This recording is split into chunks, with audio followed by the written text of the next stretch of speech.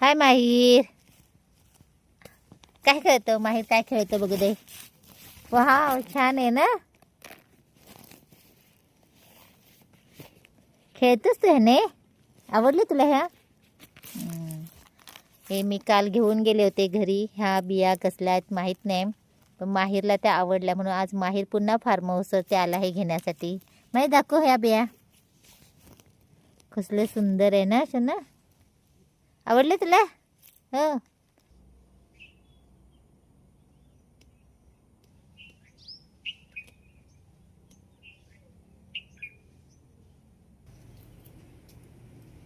छान अशी वालाची रोपं तयार झालेली आहेत.